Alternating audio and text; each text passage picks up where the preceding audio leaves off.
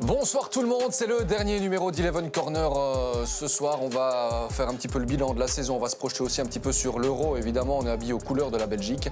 On est là avec Alex Teclac, avec Nordin Jbari et puis un invité exceptionnel pour la fin de cet Eleven Corner, un certain Alexis Salemakers. Bienvenue dans Eleven Corner.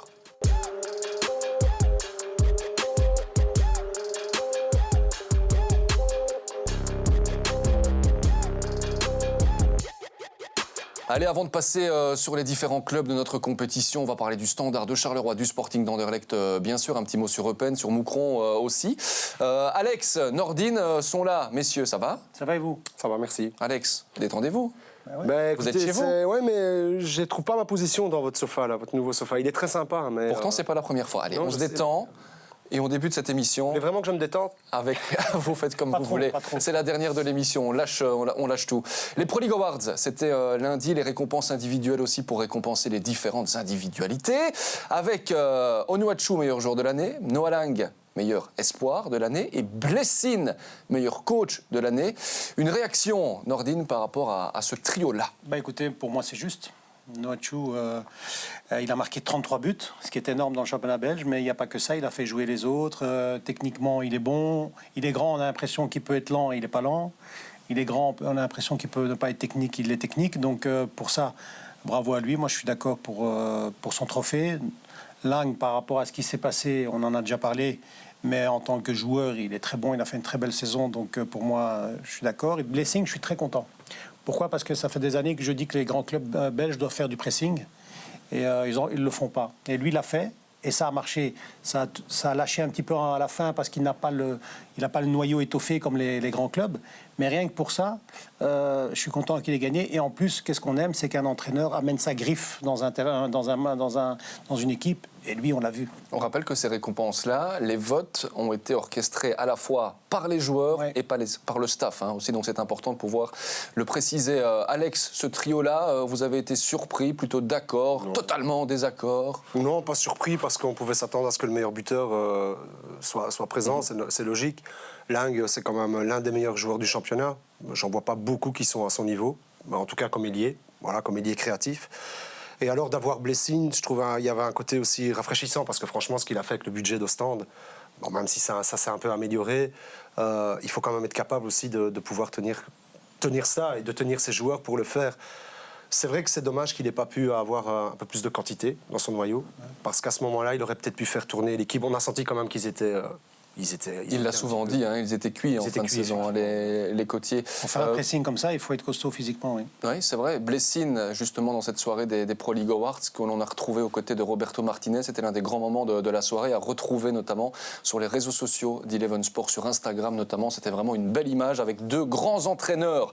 Bon, voilà pour les Pro League Awards. Alex, le moment de la saison, le meilleur match peut-être aussi auquel vous avez assisté, vous avez envie de ressortir quoi ? D'abord, votre meilleur moment de la saison. La montée de Serein, parce que c'était, moi j'ai eu l'occasion de faire le match retour avec Bernard Bolly, d'ailleurs, que je salue au passage. C'était un peu inattendu quand même, parce que tout le monde voyait Weston Beveren avec son expérience finalement s'en sortir, avec des petits moyens, une philosophie de jeu quand même très attractive, parce que sur le match aller, ça aurait déjà pu être 3-0 pour eux. Machine à but aussi. Vraiment, vraiment des bons joueurs. Bon, maintenant, ils vont devoir effectivement changer le noyau pour pouvoir vivre en D1, mais je trouvais que c'était vraiment rafraîchissant de les voir aussi là.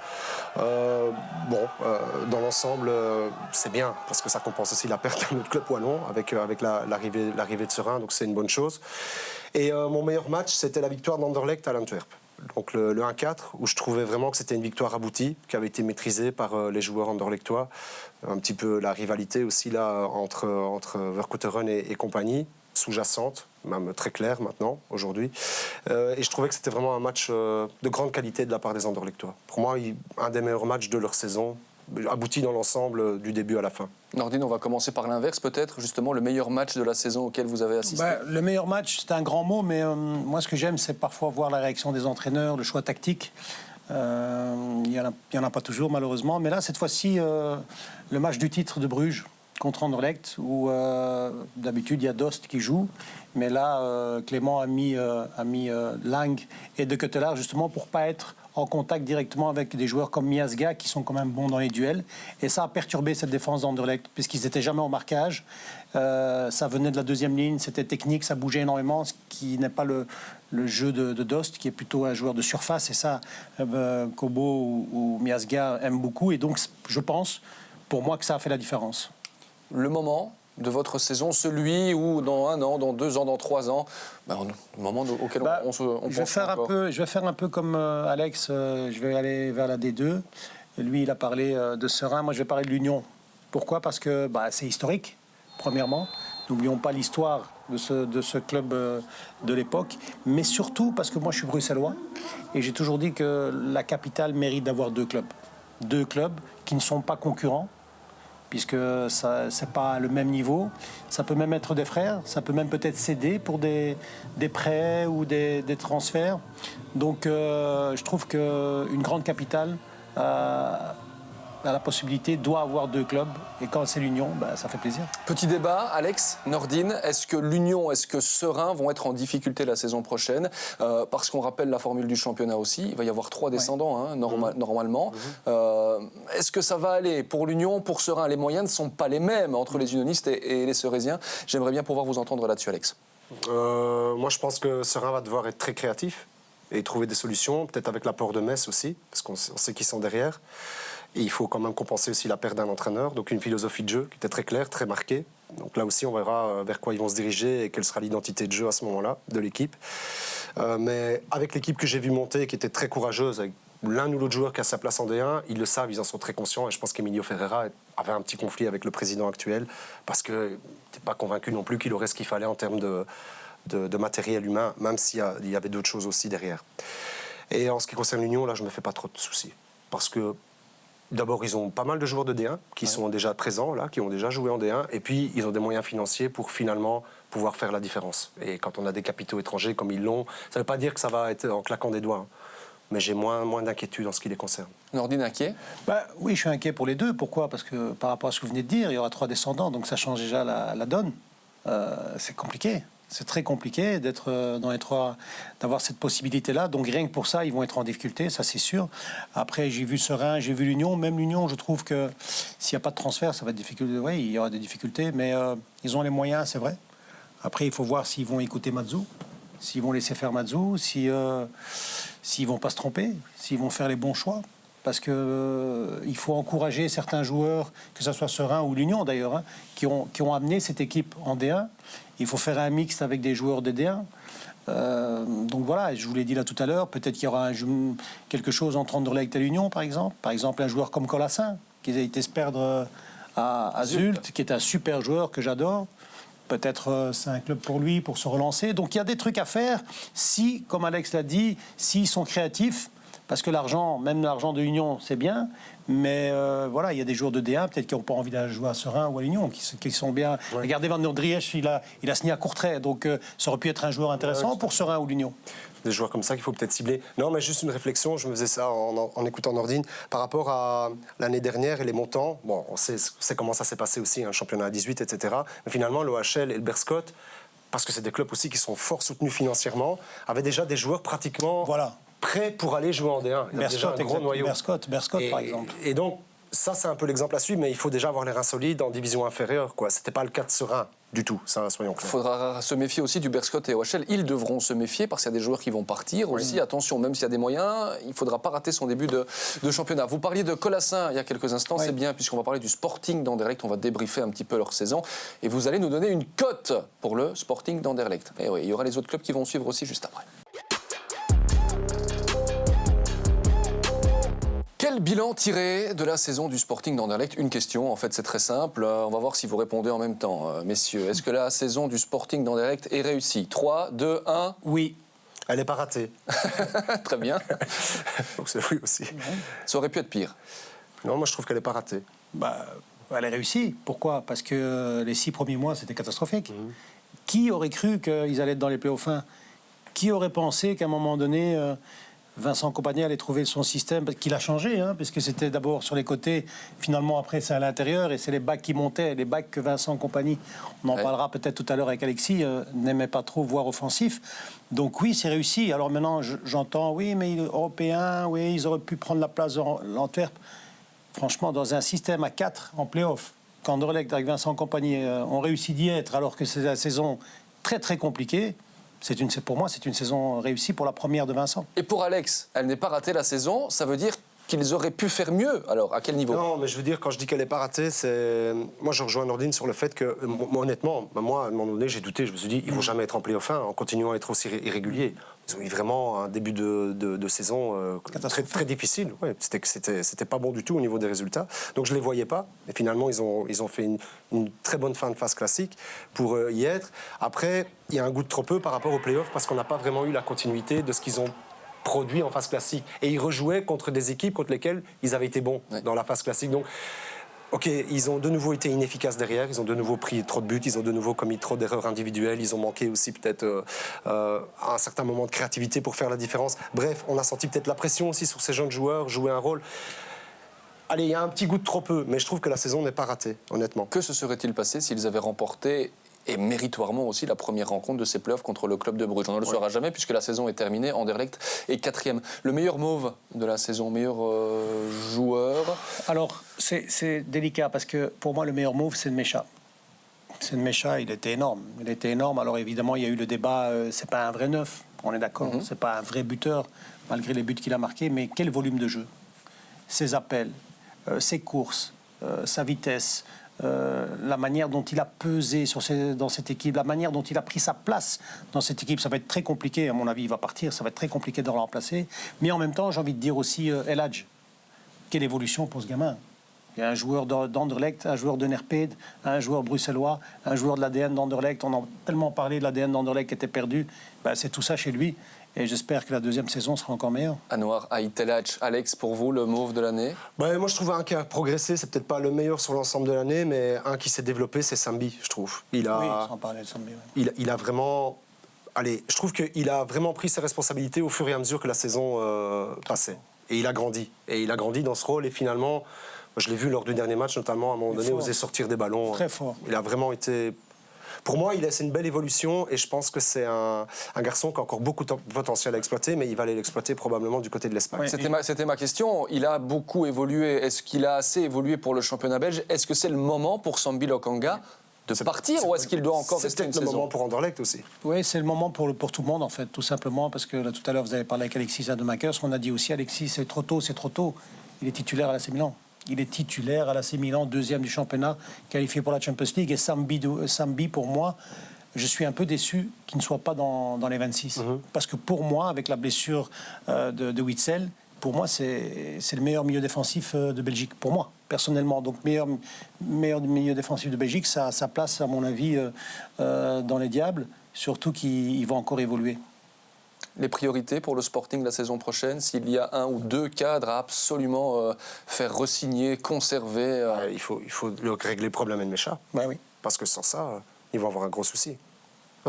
Pour moi, c'est le plus gros chantier auquel il doit faire face. Trouver un gars si les relations de Kompany vont jouer avec City, mais on sait qu'il n'y a pas que ça. Non, mais non, il n'y a pas que ça, parce que le garçon, premièrement, moi je l'ai vu quelques fois, c'est un garçon, et il a raison, très ambitieux. Il a très confiance en lui, il est très ambitieux. Et puis, il y a un truc qui est compliqué, c'est qu'on parle beaucoup de City, mais on oublie qu'il joue en équipe nationale espoir allemande. Et donc, ça veut dire que c'est une vitrine énorme. Moi, je n'ai pas peur de City pour Anderlecht, j'ai peur des clubs allemands. Des autres clubs. Ouais. Ou d'ailleurs, moi j'ai eu l'occasion de faire des matchs des espoirs allemands, ils jouaient sur les côtés. Ils ne jouaient pas en tant que numéro 9. Ça, on parlait du fait que ce ne soit pas un vrai neuf, effectivement, il est capable de jouer sur les côtés. Ici, en Belgique, le grand public ne le sait pas trop, parce qu'ils n'ont pas trop suivi, évidemment. Vous nous parliez tout à l'heure, Alex, de ce match dont vous allez vous souvenir encore la saison prochaine à l'Antwerp. Il était justement sur le côté gauche, avec cette assise de l'extérieur. Oui, quand il donne ce ballon. Ouais, il est aussi polyvalent. Hein. Oui, il a cette polyvalence, mais principalement, il a quand même été utilisé dans l'axe, parce que je crois que c'était le meilleur à ce poste-là, et dans le système de Kompany, ça marchait bien avec ses décrochages. Voilà. Bon, c'est le bulletin, évidemment, les bulletins d'Alex et de Nordine ce soir. La note sur 10, on va faire une note sur 10 pour la saison du Sporting d'Anderlecht. Pour moi 7. Pour moi, 7, parce que voilà, pour moi, ils ont réussi leur saison. Vincent Kompany a réussi, pas son projet, a réussi le début de son projet, finalement. Finalement, il l'a réussi parce que ça va donner de la confiance et ça va calmer un peu la pression et ça va donner le temps aussi d'évoluer. Et puis, je ne mets pas plus que 7 parce que, par rapport à ce qu'on vient de dire, ils ont fait finalement à la fin une bonne saison.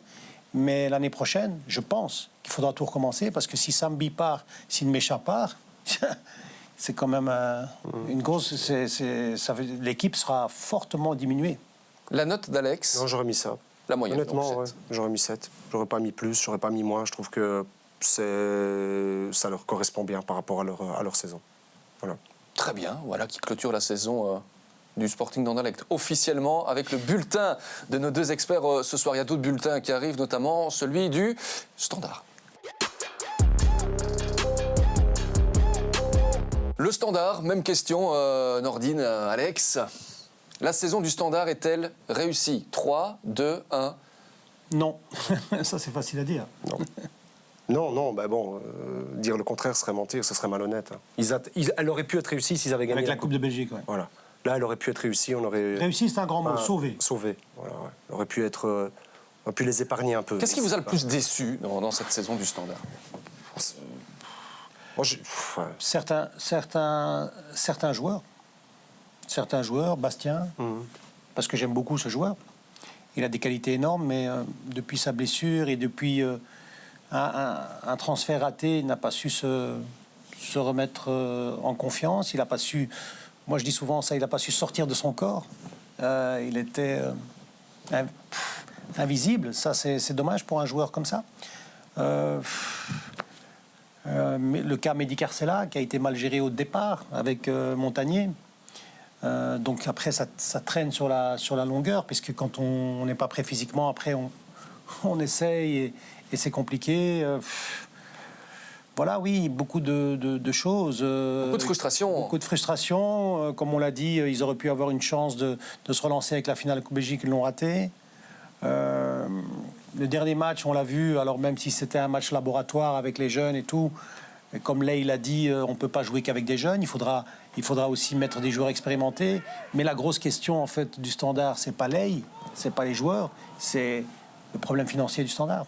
Problème financier. On sait qu'il y a beaucoup de discussions aussi en interne avec d'éventuels investisseurs. C'est un peu le bordel pour l'instant. Et les supporters ont légitimement un petit peu pété les plombs en fin de saison. J'ai envie de dire, parfois on dit les supporters sont importants au Standard pour gagner des matchs, pour faire des résultats. Ici, c'était peut-être important qu'ils ne soient pas là à un moment donné, parce que la pression sur une si jeune équipe à certains moments et certains jeunes joueurs... ça n'aurait pas été positif. Je dis souvent ceci, parce que ici, depuis qu'il y a les matchs sans spectateurs, il y a beaucoup de jeunes joueurs qu'on a vu arriver dans beaucoup d'équipes, en fait. Mais qu'en est-il de jouer dans une équipe qui ne tourne pas quand vous êtes un jeune joueur et malgré tout d'arriver à faire des prestations correctes? Si les supporters sont là, ça change complètement la perception des choses. Nordine pourra le confirmer. Vous avez des supporters qui sont là surtout au Standard quand ils sont chauds bouillants. Comment va réagir le jeune, par exemple, Hugo Sika, après une erreur? Ouais. Là, il y a un point d'interrogation. Mais d'un autre côté, c'est quand même, le point positif de les avoir lancés. Tu as raison, Alex, mais en même temps... avant d'arriver dans cette situation négative où là, évidemment, le public pourra gêner les jeunes, peut-être que s'il y avait le public dans certains matchs, peut-être ça les ils n'auraient peut-être pas perdu et ils ne seraient peut-être pas dans cette situation négative. Mais avec Bruges, par exemple, je suis certain que Bruges n'aurait pas raté ses playoffs 1 si le supporter avait été là. Donc il y a des moments, par exemple, dans la saison où le Standard aurait pu gagner un match important pour se relancer et c'était limite. Peut-être qu'avec le public, à ce moment-là, il le gagne. Mais ce que je veux dire, c'est que j'étends ça le débat, pas qu'au Standard, j'étends ça à tous les jeunes joueurs qu'on a vus. Il faudra voir maintenant avec du public parce que c'est vraiment une grande... Mais ça va arriver. Donc ça va arriver, Et le Standard se base pour la saison prochaine sur beaucoup de jeunes aussi. Du coup, est-ce qu'il faut être inquiet? Si je vous écoute, il va falloir se méfier. Non, parce que c'est quand même bien d'avoir réussi à en sortir des jeunes. Ça, c'est bien. D'avoir pu se dire, tiens, dans des vrais matchs, ils sont là, et ils ont le niveau. Maintenant, ce qu'on ne sait pas, c'est qu'il faut qu'ils soient encadrés par des gars qui soient... Parce que Chimirot, tu parlais de Bastien, une déception. Moi, j'aime beaucoup un joueur comme Chimirot, mais cette année-ci, sa saison, il faut quand même le reconnaître, elle est manquée. Laïfis, sa saison, elle a à moitié manqué aussi. Il n'a pas toujours été présent non plus, et que ce soit avec Montagnier ou avec Mbailey. Ce sont des joueurs cadres, des joueurs importants. On est sans arrêt revenu sur la blessure de Van Heusden. À un moment donné, il faut faire sans. Qui a réussi sa saison au Standard à part Siquet? Bocadi. Oui, Avant qu'il se blesse. Bocadi avant qu'il se blesse. Bodard? Bodard, même s'il a eu en fin de saison une difficulté, je pense qu'il a été inspiré par le côté négatif de l'équipe. Et puis, je trouve qu'il y en a un qui n'a pas été aspiré par cette énergie négative, c'est Mouleka, qui a vraiment bien terminé le championnat. Et donc ça, c'est peut-être positif pour la saison prochaine. Justement, la saison prochaine, les priorités là aussi du Standard. Là, il a déclaré, il y a des joueurs sur qui il ne compte plus. Il va falloir quand même encadrer cette jeunesse talentueuse du côté du Standard. Du coup, on fait quoi? On se sépare de qui? On parle pour l'instant de Balikwisha qui pourrait partir notamment au club de Bruges ou ailleurs. Il y a une offre de 5 millions d'euros. Le Standard va devoir vendre aussi. Du coup, quelles sont les priorités du club? D'abord, pour revenir à ce que Lay a dit, il faut toujours faire attention. Quand vous dites « je ne veux plus de celui-là, je ne veux plus de celui-là », je connais le football, Alex connaît le football aussi, et puis parfois, la saison reprend et ces joueurs sont encore là. Allez toucher l'orgueil des joueurs. Alors, non, mais les joueurs sont encore là. Donc parfois, vous dites « vous n'avez plus besoin de ce joueur-là » et il est encore là, et votre club ne vous a pas amené un joueur pour le remplacer. Donc c'est un peu compliqué de dire ça dès le départ. Je peux comprendre qu'on a envie de changer pour reconstruire, ça peut être intéressant. Les priorités, c'est un défenseur central. Parce que Van Heusden, il va mettre du temps à revenir. Moi, je trouve aussi au milieu de terrain, quelqu'un de créatif. Il manque quelqu'un de créatif. Est-ce qu'Amala va pas partir aussi ? Voilà, il y a Amala, mais on sent bien que c'est peut-être la fin avec Amala. Donc, quelqu'un de créatif. Et moi, je pense, c'est dommage pour le club, mais ils ont Oularé dans ce club. On a beaucoup parlé de Klaus. Klaus, il a été bon 4 matchs. Le reste... pour moi, il n'a pas été bon. Il s'est beaucoup battu, il a beaucoup été au duel. Alors maintenant, j'attends de voir peut-être Klaus avec une vraie préparation pour la saison prochaine. Bon seulement sur 4 matchs, Klaus? Vous êtes d'accord, Alex? Non, mais je trouve quand même que ces 4 premiers matchs lui ont permis d'effacer après des moins bonnes prestations. Il a surfé là-dessus. Exactement. Moi, j'ai eu ce sentiment-là aussi, c'est que finalement, Klaus était toujours épargné par les critiques, de manière générale, parce que tout le monde se souvenait de son entrée en matière. Et parce qu'il se bat. Grand travailleur. Oui, ça oui. Mais un attaquant, on lui demande de marquer des buts aussi. Je me demande même si parfois il se disperse pas trop à travailler comme ça et finalement qu'il manque pas de fraîcheur un petit peu. Voilà. Mais pour revenir à ce que Mbailey avait déclaré aussi, elle parlait de joueurs de percussion sur les côtés et je crois qu'il avait cité l'exemple de Storm quand ils avaient joué contre Malines, disant que c'était un mec qui était capable de faire des différences. Je comprends ce qu'il veut dire, mais Storm, c'est surtout un joueur qui est capable de faire des différences quand il est lancé. C'est pas un joueur qui est... Enfin, voilà, il a pris lui à titre d'exemple. OK, je pense qu'il voulait aussi viser le fait que l'Estienne n'arrive plus à faire cette différence. Peut-être qu'il visait aussi un peu Mehdi Carcela, voilà, qui est encore un autre style de joueur. Ouais, l'Estienne et Carcela, ils rentrent tout le temps dans le jeu. Systématiquement. Et je pense qu'il attend peut-être ça, d'avoir des joueurs... Mais ces joueurs-là, le problème, c'est qu'il faut beaucoup de pognon. Avoir un gars comme Lang qui va faire des différences systématiquement, ou Diatta, je prends lui aussi comme exemple, c'est des gars qui coûtent très cher. Ou alors tu es très créatif et tu arrives à aller trouver des joueurs comme ça. Mais... Ils n'ont jamais vraiment remplacé Djenepo, par exemple. Non, pas du tout, non. Il y a Tapsoba aussi qui arrive quand on parle de la jeunesse. Il y a Balikwisha, on verra si on arrive à le conserver du côté du Standard. En tout cas, on arrive à la fin de ce chapitre liégeois, ça veut dire les notes de la saison du Standard. Vous aviez commencé, Nordine, pour Anderlecht. Eh bien, Alex va commencer pour le Standard. Moi, je dirais 5. La moyenne quand même. Oui, pour ne pas donner une note d'échec, parce qu'ils ont quand même atteint la finale. Ils ont eu un bon début de saison avec Montagnier, puis ils ont eu une bonne transition avec Mbailey. C'est pas suffisant, mais c'est un 5 aussi. Vous n'aviez pas dit que la saison du Standard était ratée tout à l'heure? Elle est ratée, mais je donne 5. Voilà. À l'école, quand vous aviez 5 sur 10, c'était pas raté? Non, mais enfin, c'était pas très bon quand même. C'est pas très bon, c'est la limite. Tu sais que si jamais tu aurais pu être en échec. Et 5 aussi, parce qu'il faut quand même... Allez, il y a beaucoup de clubs qui ont couru après les playoffs 2, qui les ont pas eu. Eux, ils les ont eu. C'est pour ça aussi que je trouve qu'ils méritent d'avoir au moins la moyenne. Parce que Charleroi a couru après les playoffs 2, les a pas eu. Gand les a eu de justesse, avec un super retour. Mais il y a d'autres clubs qui étaient encore dedans. Le Berscott, on a longtemps cru qu'ils allaient y être. Finalement, et c'est assez logique. Donc pour cette raison-là, je trouve que leur fin de phase classique qui leur permet d'atteindre les playoffs 2 aussi, c'est en soi quelque part normal, mais c'est en soi quelque part une petite réussite aussi du côté du Standard. Nordine, 5 sur 10 ou moins? Écoutez, j'avais pensé 5 sur 10 au début, et puis c'est vrai qu'en vous écoutant, quand vous dites on a dit que la saison est ratée, alors je vais mettre 4. Pourquoi? Parce qu'aujourd'hui, au jour d'aujourd'hui, c'est un chantier. On ne sait pas. On ne sait pas. On ne sait pas de quoi va être l'avenir, même si Lay, j'ai parlé avec lui, lui sait où il va, Mais nous, de l'extérieur, avec la direction des problèmes financiers, je ne sais pas où ça va aller. On ne sait pas l'équipe qu'aura Standard la saison prochaine. Et j'ai vu aussi des supporters qui disaient qu'ils ont envie d'avoir un discours clair. Si on fait une année de transition avec des jeunes, qu'on le dise. Je pense que le président, comme je le connais, c'est un mec bien, tout ça et tout, mais avec les supporters, je crois que dans la situation, il s'est peut-être un peu enflammé en disant qu'il faut avoir les playoffs fins. Après, je suis d'accord, quand on est au Standard, Anderlecht, Bruges, on doit toujours être ambitieux, on ne peut pas dire... mais c'est pour ça que je donne 4, parce que maintenant, au jour d'aujourd'hui, c'est un point d'interrogation. 5 pour Alex, 4 pour Nordin Jbari, moyenne de 4,5 sur 10 pour le Standard. Cette saison, on rappelle que Michel Prudhomme ne sera plus là la saison prochaine du côté du Standard également. Dans les coulisses du club, on a parlé d'Anderlecht, on a parlé du Standard. Et là, maintenant, on va parler, du Sporting de Charleroi. Le Sporting de Charleroi, oui, on les avait presque oubliés. On a l'impression que c'était il y a 2 ans presque, tellement on les a plus vus jouer. Les Carolos, c'était bien triste. Ils avaient très très bien démarré.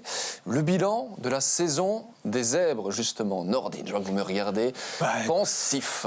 C'est pas bon. C'est pas bon. C'est pas bon. Je vais quand même donner 5. Pourquoi je vais donner 5 ? Vous commencez par la cote directement. Ah, pardon, excusez-moi. On peut y aller. 5 sur 10, c'est très bien. Non, mais écoutez, on en reparlera tout à l'heure. Mais mauvaise saison ratée. D'un autre côté, c'est pas pour défendre les Bayat, mais c'est la première saison ratée. C'est-à-dire qu'il y avait une évolution de Charleroi depuis des années qui montait. Et là, boum, il y a une petite descente. C'est la première fois. Je pense qu'on sera plus dur si la saison suivante sera pareille. Mais pour la première fois où, d'habitude, ils sont très inventifs dans les transferts. Des joueurs comme Osimhen, que personne ne connaît à l'époque, on va chercher, boum, boum. Maintenant, le mec, il joue quand même à Naples et il est parti pour 80 millions d'euros. Et là, pour la première fois, ils ont fait des coups. Ils ont été rechercher Théodore Schick. On voit bien que le gars, malheureusement, c'est triste de dire ça, mais voilà, je ne dis pas qu'il est fini, mais c'était plus le niveau d'Anderlecht. Il n'a rien apporté. Je l'ai vu jouer. Il courait un peu n'importe où. On voyait bien qu'il était physiquement blessé très loin. C'était ça le problème. Très loin. Donc voilà, après Benavente, ils ont mal géré le retour de Benavente. Donc pour une fois, l'idée, la force de Charleroi qui est de faire venir ou de transférer juste Van Klomput par exemple, c'est pas un mauvais joueur, mais je trouve moi personnellement, j'en avais déjà une fois parlé avec Alex.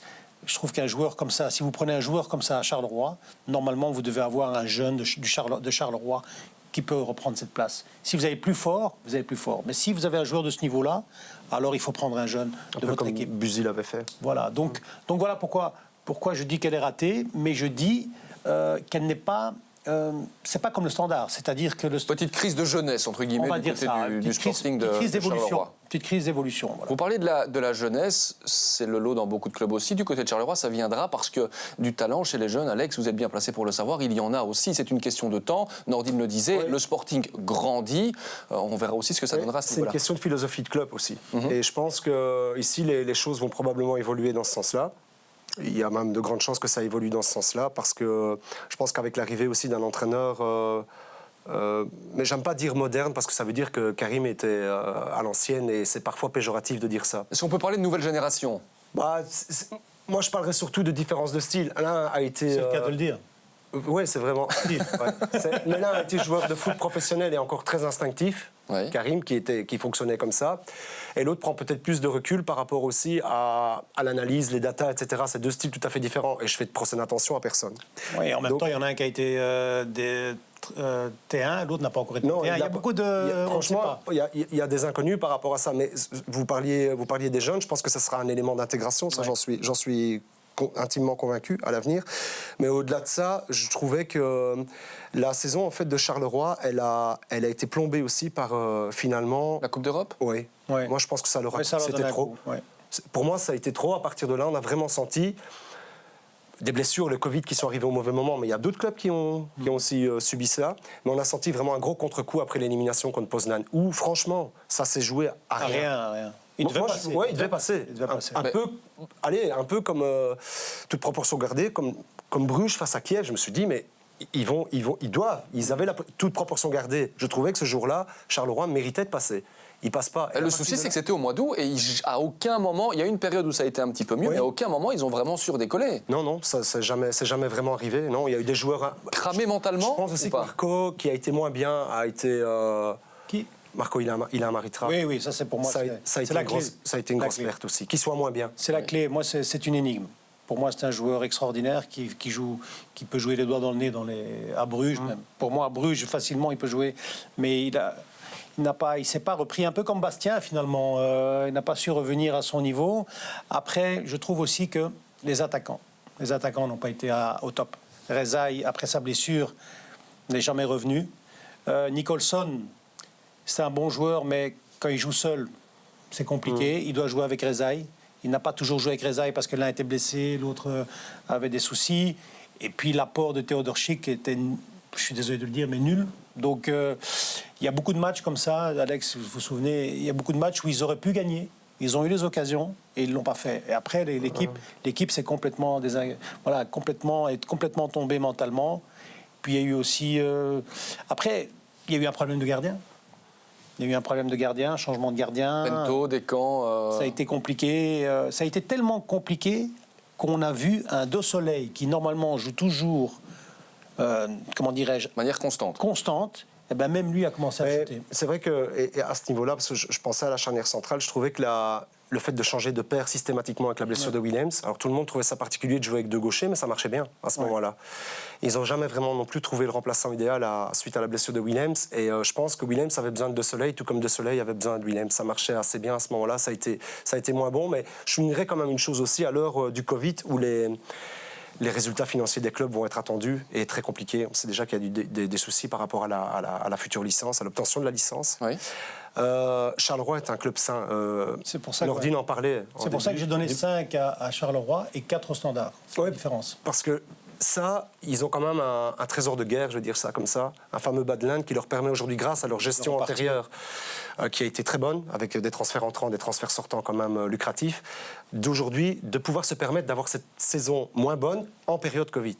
C'est important de le préciser. Tout le monde n'a pas ce luxe-là dans notre D1 belge et même à l'international. Donc c'est quand même un point important qu'il faut souligner dans la gestion effectivement du club. Après, il faudra faire des transferts ou aller chercher dans les jeunes, par exemple KMB, qui est un super joueur. On a vu qu'à un moment donné, il jouait trop. Mais il y a des jeunes à Charleroi qui sont prêts. On parle beaucoup du Standard d'Anderlecht, on les voit émerger. Est-ce qu'à Charleroi, ils existent aussi, ces jeunes? Il y a des très bons jeunes qui sont prêts, mais c'est des générations qui vont encore devoir être travaillées parce que ce sont des garçons qui ont 16 ans, 17 ans, donc on ne peut pas cramer des gamins à cet âge-là, on le sait. Et maintenant, le talent n'attend pas l'âge. Moi, je le dis tout le temps, le talent n'attend pas l'âge. Et parfois, il faut aller un peu au-delà de la frilosité qu'on a vis-à-vis des talents. Mais d'un autre côté, si vous exigez de l'entraîneur que vous devez être qualifié en play-off 1, et c'est valable pour tous les clubs, il faut avoir aussi le matériel humain, encore une fois, les joueurs qui sont capables de jouer à ce niveau-là. Parce que vous lancez des jeunes à Malines. Malines, ils n'ont pas la prétention, le statut en début de saison de dire on va aller en play-off 1. Eux, ce qu'ils veulent avant tout, c'est passer une saison tranquille, faire des coups, faire des bons coups, à l'image de Vranks, qui vont chercher, je crois, à Woluwe Zaventem, si mes souvenirs sont bons, je pense. Oui. Super coup, ils vont le chercher il y a 2 ans. Un truc comme ça, ils jouent, ils le mettent en vitrine, ils le vendent. Et très bien. Ça, c'est autre chose comme politique à partir du moment où on n'exige pas de votre part que vous soyez en play-off 1. Tu comprends, Nordine? C'est tout à fait différent. Ici, la pression sur l'entraîneur, c'était de dire aussi, écoute, Karim, on veut être en play-off 1. Aujourd'hui, on a cette exigence-là et cette ambition.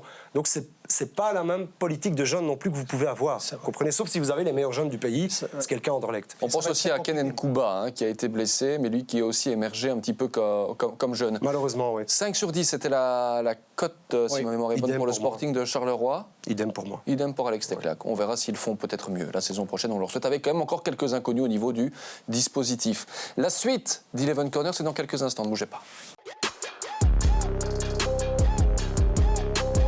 Et la suite de cette Eleven Corner, c'est cette question. Alex Teclac, Nordin Jbari, est-ce que le club de Bruges, la saison prochaine, est parti pour reconquérir un nouveau titre? Ou est-ce qu'il y aura plus de concurrence que cette saison-ci?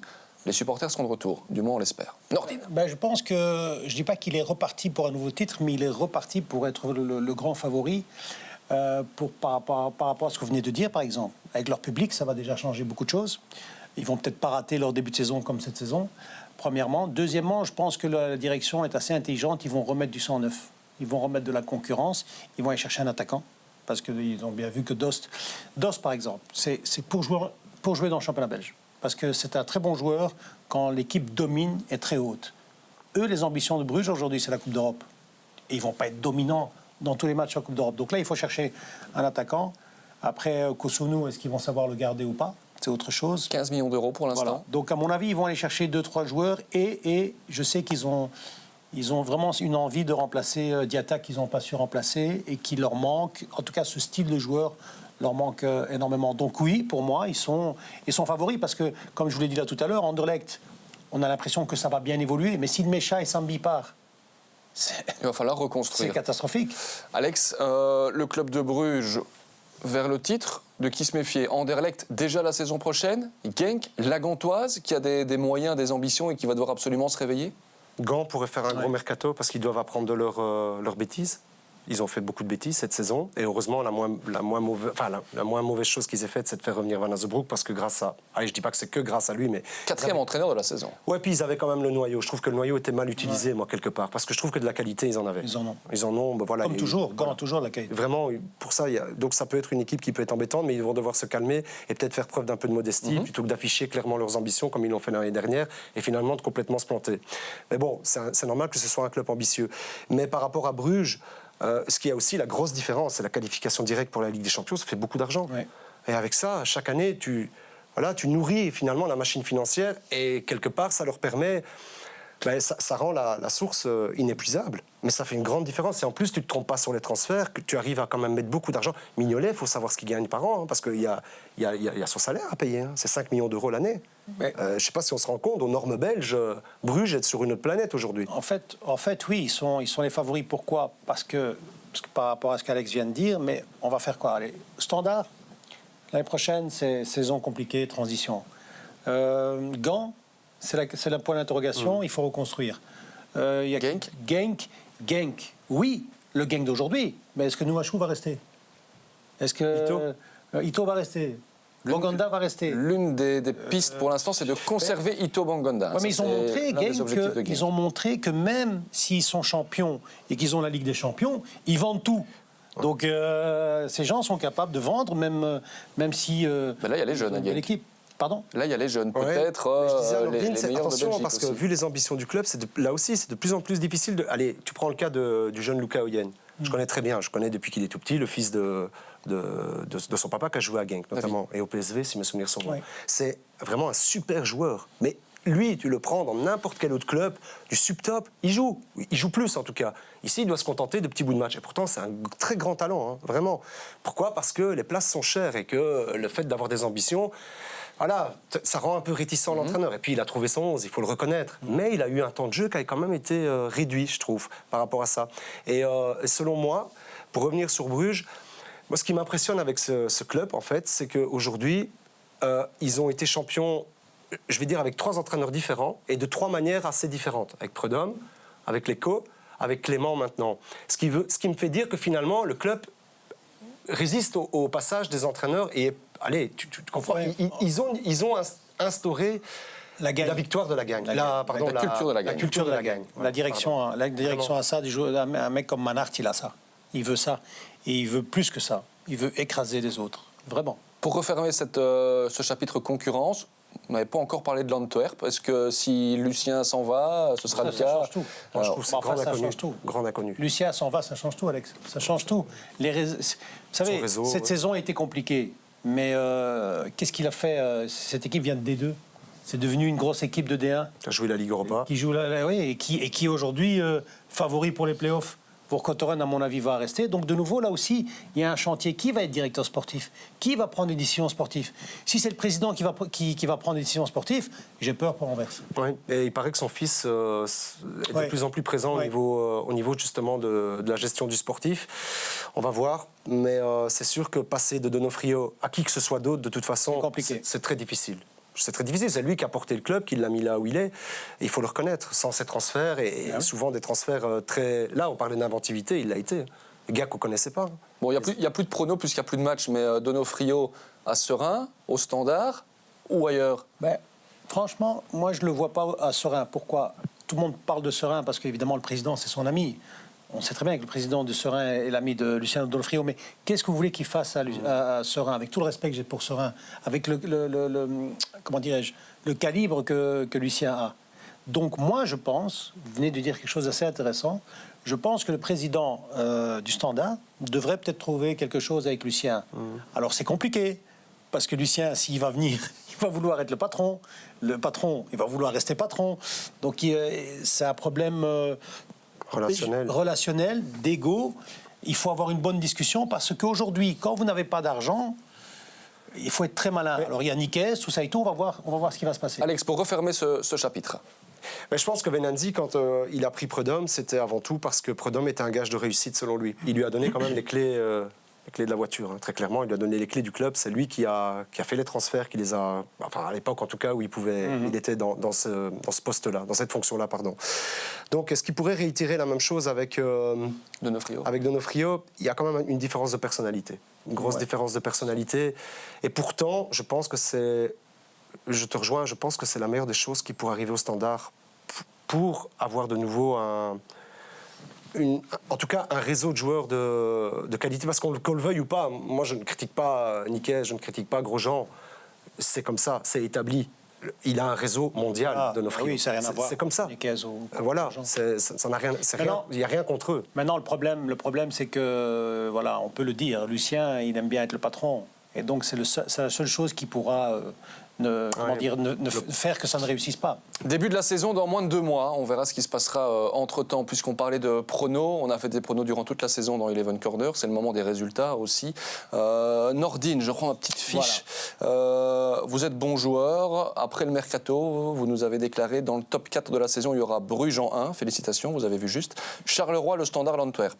Bon, voilà. Je suis trompé. Ouais, ça arrive, mais vous avez Bruges champion. Donc félicitations pour ça. Au niveau du rappel des vainqueurs des pronostics, c'est Faris Haroun, Julien Dessart et Philippe Albert qui réussissent cette saison avec 5 points sur 8. Voilà donc pour ce chapitre Pro League. On a une petite musique pour vous. Écoutez ceci.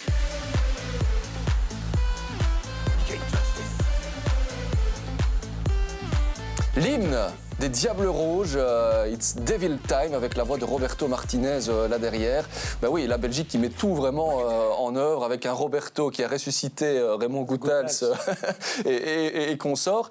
Bon, l'Euro, vos favoris, messieurs, on a déjà les couleurs, vous connaissez mon prono pour la victoire finale, je me mouille, noir, jaune, rouge. Il y a évidemment d'autres équipes de calibre. On va se faire critiquer, je pense que la France est favorite. Avec le retour de Cabenoueve. Karim Benzema. Déjà sans le retour, parce que souvent on parle de notre génération qui est extraordinaire, mais vous avez vu la génération française. Ils ont trois joueurs de top niveau à chaque poste. À chaque poste. Alors maintenant avec le retour de Karim Benzema, Mbappé, Griezmann. Ça va marcher, pourquoi ? Parce que Karim Benzema est intelligent, il a fait ça avec Ronaldo. Il va faire jouer les autres. Il va faire jouer les autres. Il sait qu'il va être très regardé. Il est en pleine forme, il n'a jamais été aussi fort. Alors tout le monde parle de jeu, il n'a jamais été aussi fort mentalement. Jamais. Donc favori la France. Dans un groupe avec le Portugal notamment, est-ce qu'il ne faut pas s'en méfier quand on regarde les noms des Portugais, avec l'Allemagne aussi dans ce groupe-là, ça va être hyper excitant. Hein. Ça va être compliqué. Moi, je vais parier, juste pour être original, pour ne pas dire la même chose que Nordine, l'Italie. L'Italie. Vous savez qu'on en parle un petit peu moins. On n'en parle pas beaucoup, et c'est souvent quand on n'en parle pas beaucoup qu'ils sont là et qu'ils arrivent quand même. Je dis pas qu'ils vont pas être. Je pense pas qu'ils vont gagner l'Euro, mais ça va être une belle surprise de cet Euro. Je pense vraiment, parce que je crois qu'ils ont le potentiel, ils ont toujours leur culture aussi qui les amène quand même assez loin dans les nations. Et pourtant les Italiens, les grands, ils y croient pas trop, voilà, très peu. Mais moi, voilà, je les passerai quand même. L'Espagne aussi, je trouve. On termine juste avec la Belgique, quand même, un petit mot sur la Belgique. À quelle position on va terminer comme ça, s'il y a un prono à faire Moi, je vais vous dire un truc, j'espère me tromper, mais je pense que ça va être compliqué. Compliqué quoi, d'aller plus loin que l'écart, plus loin que les demi, de remporter l'Euro? Non, mais je crois qu'il veut dire qu'ils vont peut-être même pas passer le Non, je rappelle que même les meilleurs troisièmes passeront. Donc là, il y aurait quand même un gros souci. C'est ça que je dis, on va passer les points. J'ai peur des huitièmes de finale. Pourquoi ? Je peux m'expliquer 30 secondes. Avec plaisir, on lance le chrono. Je l'ai dit, le système à 3 derrière, ça marche avec Vincent Kompany. Parce que Vincent Kompany avait le talent de pouvoir jouer pour lui-même et de faire attention aux autres à côté de lui, de leur dire « mets-toi à droite, va plus à gauche ». Un joueur comme Boyata ou Deneyer, qui sont des très bons joueurs, n'ont pas cette capacité. Il n'y a pas de honte d'être moins fort que Vincent Kompany. C'est pratiquement dans les 5 meilleurs défenseurs du monde à un moment donné. Donc voilà, ça, si on joue avec de Donker, parce que Witsel ne sera pas à 100% dans une défense à 3, enfin je veux dire, pour être le pare-choc d'une défense à 3, ça va être compliqué. Et je le dis toujours et je le dirai toujours, même si j'ai été dur avec lui, avec Eden Hazard, parce qu'il avait un surpoids, pour gagner l'Euro, il faut un Eden Hazard à 100%. Et malheureusement, il ne le sera pas. Voilà. Il faut Eden, il faut Kevin, il faut Romelu aussi. On va se laisser là-dessus pour l'Euro. On croise les doigts. La défense vous fait peur, Alex, des Diables? Moi, je pense qu'il aura peut-être l'intelligence de repasser dans un système à 4, comme il l'a fait à certains moments. Parce que s'il voit que ça ne fonctionne pas au départ, et c'est dur de se calibrer parce que tu joues quand même pas contre des références au début de la compétition. Ici, peut-être que les matchs amicaux, il y aura la Grèce, il va peut-être l'anticiper. Peut-être, hein. Peut-être. Ouais, en tout cas, moi, je le laisserai avec une défense probable. Malheureusement, je ne pense pas. Parce que quand vous jouez à 3 pendant des années, pour changer ça, il ne faut pas commencer un mois avant l'Euro. Ça prend du temps. On verra tout ça dans quelques instants. Alexis Salemakers viendra nous faire le plaisir de terminer la saison d'Eleven Corner, lui qui a cartonné avec le Milan AC. Alex Teclac a cédé sa place, mais pas n'importe qui. Regardez qui est là, c'est Alexis Salemakers. Alexis, tout va bien? Ça va très bien. Vous venez de finir la saison, vous venez dans Eleven Corner. Encore merci d'avoir accepté. Merci à vous de m'avoir invité, comme d'habitude. Bon, quelle saison, hein? On peut dire ça, ouais. Nordine, on a suivi la Serie A peut-être plus intensément que jamais. On en parlait tout à l'heure, beaucoup se disaient, est-ce que c'était le moment pour Alexis de partir du côté de Milan? À la fin de la saison, il n'y en a plus un seul qui se pose la question. Oui, non, mais moi j'ai suivi, bien sûr, parce que je le connais aussi un petit peu, je connais son manager aussi, Jean-Marc. Donc c'est vrai que c'est des gens que je connais, que j'apprécie. Donc encore, déjà que c'est un Belge, donc on le suit, mais quand on l'apprécie, c'est encore plus. Ben, le problème, c'est que maintenant, les gens ne se souviennent même pas qu'il a joué en Anderlecht. Vous dites, est-ce qu'il est parti? Si, quand même. Mais quelle saison, quelle saison extraordinaire. Moi, j'ai vu les matchs, la vivacité. Et puis, n'oublions pas que je pense qu'il est en avance, en fait, sur son tempo, parce que je ne pense pas que le Milan pensait directement qu'il allait devenir titulaire comme ça, directement, alors qu'aujourd'hui, il est le titulaire à part entière vous savez quoi? Dans cette équipe de Milan. On s'est souvent posé la question. Déjà, arrêtez, vous allez le faire rougir, ça c'est une première chose. La deuxième chose, Alexis, est-ce que c'était attendu que vous soyez titulaire aussi souvent quand vous avez signé à Milan?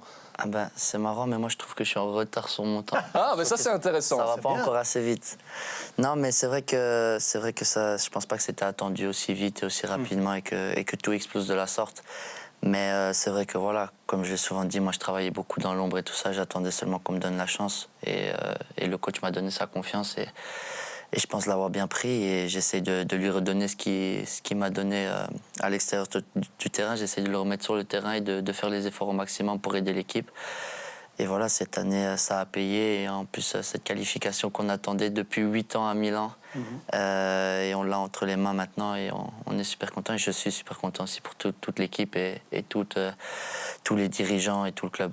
Tu disais, ça n'a pas été assez vite pour moi. Qu'est-ce qui aurait pu aller plus vite? À quel niveau? Là, on a vraiment envie de savoir. Non, mais parce que voilà, 21 ans, 27 juin dans quelques jours, dans quelques mois. J'ai 22 ans, pour moi, je suis déjà trop vieux encore là, ça va pas encore assez vite. J'aimerais bien encore sauter beaucoup plus d'étapes, mais bon voilà, c'est déjà magnifique ce qui m'arrive. Et voilà, saison prochaine, je vais encore essayer de travailler encore plus dur pour confirmer cette saison que j'ai fait cette année. 3 buts, hein, toutes compétitions confondues cette saison, 7 assists. Aussi, bon, Alexis, la note que tu te mets pour ta saison à Milan, sur 10? 7,5. Il y a encore de la marge pour la saison prochaine. Progresser à quel niveau? Surtout au niveau des statistiques, voilà, c'est déjà des bonnes statistiques pour une première année. Mais je pense que je peux encore faire mieux et je vais travailler pour faire mieux cette seconde année. Parce que voilà, pour un attaquant, 3 buts, je pense que c'est un peu peu. Il faut essayer au moins d'aller atteindre les 7, 8, voire plus.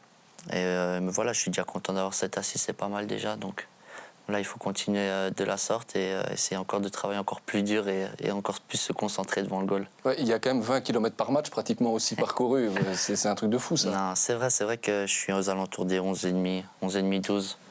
Mais voilà, ça c'est pour aider l'équipe, ça c'est quelque chose qu'il ne faut pas trop regarder. Moi, le plus important maintenant, c'est d'essayer de continuer de la sorte, comme je l'ai dit, et voilà, essayer d'aller décrocher encore peut-être une place en plus la saison prochaine avec toute l'équipe, ce qui serait magnifique, et voilà, et de faire aussi un beau parcours en Champions League, ce serait beau. Vous avez fait un petit message à Romelu pour savoir comment faire pour gagner la Serie A ou pas? Non, il va garder ses secrets et on va essayer de préparer notre recette à notre manière l'année prochaine pour essayer de la gagner aussi. Ça va être sympa. Évidemment, avec Milan, on a vu tous ces supporters. Il était venu à Milanello. On a vu vos stories aussi sur Instagram où vous êtes très, très présents. Je voulais réagir aussi sur ce qui s'était passé dans le bus. En fait, dans le bus et dans le vestiaire, il y a cette vidéo qui n'arrête pas de tourner. On voit tous les joueurs en randonnion en train de scander l'hymne de la Ligue des Champions. Ça part de vous. Vous êtes l'ambianceur du vestiaire, en fait. Ouais, c'est vrai que moi, de toute façon, j'aime bien. Ça, c'est mon petit côté foufou qu'on connaissait déjà à Anderlecht. Et voilà, maintenant, au lieu de la porter parfois sur le terrain, maintenant, je vais la porter plus à l'extérieur, ce qui plaît aussi aux supporters et à l'équipe. Mais ouais, moi, c'est vrai que je suis quelqu'un qui a la joie de vivre. Et en plus, quand on peut se libérer comme ça et se lâcher de toute la pression qu'on a eue pendant toute la saison, on l'a bien fait et ça fait plaisir aussi. Ça, c'est important parce que quand vous arrivez dans un nouveau club qui est le Milan AC avec des joueurs comme Ibra, il a directement été accepté. Et quand vous êtes accepté, vous êtes bien dans votre peau, vous êtes bien mentalement, vous pouvez montrer toutes les qualités que vous avez. Et par rapport à ce que vous dites, les stories et tout, on voit bien qu'il est aimé par ce groupe. Et par son entraîneur. Hein. Oui, et quand vous êtes aimé, vous pouvez faire que sortir toutes vos qualités, et il en a beaucoup. Vous l'avez vu danser dans le bus avec Pioli? C'était quelque chose aussi. Je connais un petit peu le moustique. Alexis, au tout début où vous étiez à Milan, on voyait aussi que vous regardiez les matchs d'Anderlecht parfois à l'aéroport. Et vous avez continué à faire ça. Il y a un avis sur la saison d'Anderlecht? Par contre, le problème, c'est qu'à chaque fois, les matchs ils tombaient un peu près au même moment que les miens. Donc c'est vrai que j'ai raté quand même plusieurs matchs en fin de saison. Mais c'est vrai qu'ils ont peut-être eu un début de saison un peu plus compliqué, mais ils ont vraiment changé la tendance en fin de saison parce qu'ils ont vraiment fait un gros boom vers la fin et je suis content pour eux. Et voilà, il faut qu'ils essayent de continuer sur cette lancée la saison prochaine pour essayer d'aller grappiller encore des plus hautes places et j'espère peut-être gagner le championnat. 4e, avec tous ces jeunes là aussi que tu connais bien, c'est une saison réussie pour Anderlecht ou pas, pour toi? Ouais, je pense que voilà, le top 4, c'est toujours une saison réussie. Après, voilà, c'est vrai qu'on sait qu'un club comme Anderlecht a des attentes encore plus hautes, mais je pense que c'est un bon début avec un groupe si jeune en tout cas, c'est de bon augure pour la suite. Vous savez ce qui se passe sur les réseaux sociaux autour d'Anderlecht pour l'instant, c'est on va quand même pas voir partir Sambi. C'est l'une des attractions, évidemment. On a déjà perdu Alexis du côté d'Anderlecht, se disent certains. Sambi, sa saison, son avenir. Son avenir, ça, il faut lui demander à lui. Et il n'y a que lui qui sait. Après sa saison, incroyable. La progression du pote. Je pense qu'il y a une progression incroyable. Mais bon, je crois qu'il me regarde aussi de loin et à chaque fois que je le tire, moi je fais un pas vers le haut, il essaie de faire un pas aussi, on se tire comme ça de loin. Mais c'est vrai que je suis super content pour lui parce que voilà, il le mérite, il a beaucoup travaillé. Aussi, quand je le voyais chez les jeunes, il n'a pas toujours eu facile. Et voir que maintenant, tout son talent explose et qu'il peut le montrer à la lumière, c'est incroyable. Et je suis super content pour lui, j'espère qu'il va continuer de la sorte. Bon, c'est la dernière de la saison. J'ai mis les couleurs de la Belgique. Pas d'appel de Roberto pour l'instant. Vous êtes aussi dans la sélection élargie, d'une certaine manière. Là, il y a de la fierté, mais est-ce qu'il y a des regrets de ne pas être dans les 26? Des regrets, bien sûr, parce que voilà, jouer pour son équipe nationale, c'est quelque chose d'extraordinaire. Je pense que c'est tout le monde en rêve. Et en plus, jouer un Euro, c'est quelque chose que tous les petits garçons veulent faire quand ils commencent le foot dans la cour de récréation. Mais voilà, après, pour moi, je pense que c'est pas un échec. Je crois que voilà, je vais continuer à travailler. Mon temps viendra, j'espère. Ça, c'est au sélectionneur de choisir quand c'est le bon moment pour moi. Mais moi, voilà, je continue à travailler. J'essaie de donner le maximum en club pour montrer que j'ai peut-être les épaules pour aller rivaliser les autres équipes en équipe nationale. Et voilà, j'attends et on verra bien. C'est vrai qu'il y a beaucoup de concurrence, mais en même temps, avec la saison qu'il a fait, il joue au Milan AC, deuxième du championnat, Champions League, titulaire. Quand même, il y aurait peut-être pu avoir une petite place pour lui, mais comme il l'a dit, il reste concentré, il est ambitieux, et je suis sûr et certain que si c'est pas maintenant, pour la prochaine, il sera là, ça c'est sûr. Même si au niveau des positions, il y a quand même une petite différence avec le rôle à Milan, mais au final, est-ce qu'il y a une position, Alexis, dans laquelle tu ne sais pas jouer? Ça, c'est pas certain non plus. Tu vas regarder l'Euro? Bien sûr, je vais regarder. C'est la Belgique, c'est dans mon sang, c'est ma fierté, c'est mon pays. Et j'espère qu'ils feront un parcours exceptionnel et qu'ils nous ramèneront, eux, la coupe à la maison cette fois-ci. et pas le Parfait. pays voisin. On va refaire une chanson, vous allez faire une chanson à mon avis si c'est le cas. Une dernière chose Alexis, quand on est joueur comme toi, qu'on est si proche puisqu'on est dans la sélection élargie, est-ce qu'à un moment donné on se dit ok, partout où je vais dans la maison ou quoi, je prends mon téléphone parce qu'il peut sonner à tout moment, c'est quelque chose qui te hante ça ou pas? Non, pas du tout. Comme je l'ai dit, moi je suis toujours prêt. Si le sélectionneur a besoin de moi ou fait appel à moi, je répondrai présent et je serai heureux et même fier d'aller rejoindre de l'équipe. Mais voilà, on attend et en attendant, on va quand même un peu profiter de nos vacances et on va rester attentif au téléphone si jamais il y a un appel surprise. Et voilà. Il faut être dans des endroits où il y a le réseau. Ça y est, il n'y a pas de souci, il n'y a que Sambi Lokanga qui a des soucis de réseau. Quand Alexis était venu la dernière fois, il nous en avait parlé. En tout cas, ça nous fait plaisir que tu sois venu nous voir. Ça, c'est quand même un truc qu'il faudrait quand même souligner. Vous étiez là au tout début de la saison d'Eleven Corner. On a fait un petit message pour savoir comment il allait. On a su qu'il était à Bruxelles. Un message, il a accepté. On ne peut pas en dire pareil de tout le monde et je voulais quand même, voilà, ça c'est peut-être plus le cri du cœur, mais merci en tout cas Alexis pour la disponibilité. Bonnes vacances aussi d'une certaine manière. Et on annonce déjà qu'il y a une longue interview avec Alexis qu'on va les réaliser juste après, qui sera disponible sur tous les réseaux sociaux d'Eleven Sport. Faites-vous plaisir, vous la partagez. L'enfant de Milan est en forme. Merci Nordine. Merci. Et puis il vient de Milan et avec du parfum, un très bon parfum. Merci beaucoup. On mettra la référence. Ce qui est positif, c'est que Nordine a encore de l'odorat. Et ça, c'est une bonne nouvelle. Passez une excellente soirée. Merci Nordine, merci Alexis. Merci. Et à la saison prochaine. Au revoir.